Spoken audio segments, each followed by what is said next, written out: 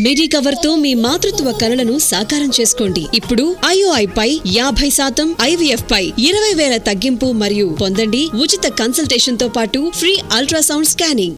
హైదరాబాద్ లో సంచలనం సృష్టించిన కిడ్నీ రాకెట్ కేసులో సంచలన విషయాలు వెలుగులోకి వస్తున్నాయి. పేదరికాన్ని ఆసరాగా చేసుకుని ఈ ముఠా ఒంటరి మహిళలను టార్గెట్ చేస్తున్నట్లు విచారణలో తేలింది. ఈ ఘటనలో కీలక అంశాలను సేకరించి ప్రాథమిక నివేదికను ప్రభుత్వానికి అందజేశామంటున్న త్రిసభ్య committee chairman additional DME doctor నాగేందర్తో మా ప్రతినిధి Radhika face to face. Saroor నగర్లోని అలకనంద మల్టీ స్పెషాలిటీ హాస్పిటల్లో కిడ్నీ రాకెట్ గుట్టు బయటపడిన తర్వాత అసలు లోపల ఏం జరిగింది, ఆ పేషెంట్స్ ఎక్కడి నుంచి వచ్చారు, ఏంటి ఆ డీటెయిల్స్ అన్నీ కూడా ఇప్పటికే విచారణలో తేలుతున్నాయి. అయితే ఆరోగ్య శాఖకు సంబంధించి త్రిసభ్య కమిటీని ఏర్పాటు చేశారు. ఆ త్రిసభ్య కమిటీ కూడా ప్రాథమిక నివేదికనైతే ప్రభుత్వానికి అందజేసింది. ప్రాథమిక రిపోర్ట్లో మీకు ప్రధానంగా తెలిసిన విషయాలు ఏంటి? డోనర్లు అనేది ఒక మహిళలు తర్వాత ఆర్థికంగా చాలా ఇబ్బందులకు గురైనప్పుడు అప్పుల పాలైన వాళ్ళకు మాయమాటలు చెప్పేసి 4 లక్షల రూపాయలకు ఒప్పందం కుదుర్చుకొని వాళ్ళను ఇక్కడికి తరలించడం జరిగింది. మళ్ళీ తీసుకుపోయి ఇంటి దగ్గర వదిలిపెట్టి, అంటే ఆపరేషన్ అయిన తర్వాత తీసుకుపోయి ఇంటి దగ్గర వదిలిపెట్టినప్పుడే డబ్బులు ఇచ్చేటట్టు, తర్వాత దానిలో కొంత కమిషన్ బ్రోకర్కి ఇచ్చేటట్టు మాట్లాడుకోవడం జరిగింది. రిసిపియంట్కి వచ్చినట్టయితే వాళ్ళకు 50 లక్షల రూపాయలు 55 లక్షల రూపాయల చొప్పున మాట్లాడడం జరిగింది.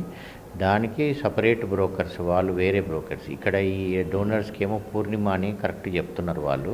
ఆ పేరు అదో కాదో తెలియదు, కానీ ఫోన్లు తర్వాత అటెండర్లు అందరూ పోలీస్ స్టేషన్లో ఉండడం వల్ల మేము ఇంకా ప్రాథమిక విచారణ చేయడం జరిగింది. 2 కర్ణాటకకు చెందిన వాళ్ళు. ఒక ఆమెనేమో ప్రొఫెషన్ నర్సు, బట్ నర్స్గా ప్రాక్టీస్ చేయట్లేదు, హస్బెండ్ సివిల్ ఇంజనీర్.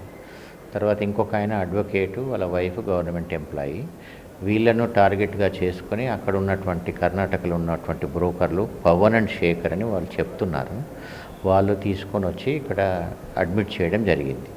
ఈ ఇచ్చే వాళ్ళకు తీసుకునే వాళ్ళకు మధ్యలో ఏం సంబంధాలు లేవు. తర్వాత ఈ బ్రోకర్లు ఆ బ్రోకర్లు కూడా కలుసుకున్న దాఖనాలు లేవు. ఈ మధ్యలో ఎవరో హాస్పిటల్ కన్సర్న్ ఏమో ఉండుంటారు. 50 లక్షల రూపాయలు క్యాష్ ఇచ్చిన తర్వాత ఈ ఆపరేషన్లు 16th రోజు నాడు చేసినారని వాళ్ళు చెప్తున్నారు.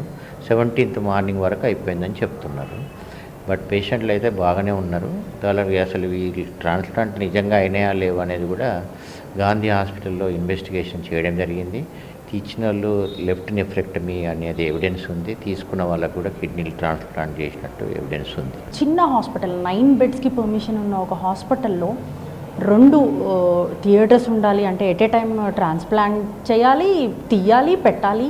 సో ఎట్లా జరిగి ఉంటుంది ఇంత చిన్న హాస్పిటల్లో? 4 OTs అవసరం అవుతాయి కదా. నేను కూడా జనరల్ సర్జనే కాబట్టి అంటే ఇంత చిన్న హాస్పిటల్లో చేయడం అనేది పాసిబిలిటీ కాదు. మరి వీటి గురించి డీటెయిల్గా మనం ఎంక్వైరీ చేస్తే కానీ నిన్న మాత్రం ప్రాథమిక విచారణ జరిగింది. పోలీసులతో కోఆర్డినేట్ చేసి మనం డీటెయిల్ ఎంక్వైరీ చేయాల్సినటువంటి అవసరం ఉంది. ఎందుకంటే 2 ఆపరేషన్లు ఒకటే నైట్లో, తర్వాత డోనర్ అండ్ రిసిపియంట్ అంటే 4 ఆపరేషన్లు అయినాయంటే మరి అంత సఫిస్టికేషన్ ఇన్ఫ్రాస్ట్రక్చర్ ఉందా లేదా, దానికి తగ్గట్టు ICU సేవలు ఉన్నాయా, ఆపరేషన్ థియేటర్లో ఎక్విప్మెంట్స్ ఉన్నాయా, వాళ్ళు వచ్చినటువంటి టీం ఎంతమంది వచ్చారు, ఇవన్నీ మనకి ఇంకా తెలియదు. వాటిని మనం ఇంకా కోఆర్డినేట్ చేసుకొని ఒక అంచనాకు రావాల్సినటువంటి అవసరం ఉన్నది. ప్రభుత్వం మాత్రము, మా మినిస్టర్ గారు చాలా సీరియస్గా ఉన్నారు. ఇటువంటి వాటిని ఏమాత్రం ఉపేక్షించబోనని నిన్న మాత్రం ప్రాథమిక ఎంక్వైరీ రిపోర్ట్ను మనం DME గారికి సబ్మిట్ చేయడం జరిగింది. వాళ్ళ డైరెక్షన్ తోటి ఇంకా ముందుకెళ్ళి అసలు ఏం జరిగిందో ఫైనల్ రిపోర్ట్ ఇవ్వడం జరుగుతుంది. ఇట్లాంటి ట్రాన్స్ప్లాంటేషన్ చేస్తూ వాళ్ళ దగ్గర నుంచి ఆర్గాన్స్ తీసుకున్నట్టుగా కూడా క్లియర్గా అర్థమవుతుంది. ప్రాథమికంగా వచ్చిన నివేదికనైతే ప్రభుత్వానికి అందజేశారు.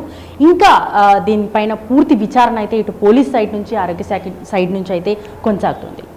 కెమెరా పర్సన్ కుమార్ రాజ్తో రాధిక, NTV, హైదరాబాద్.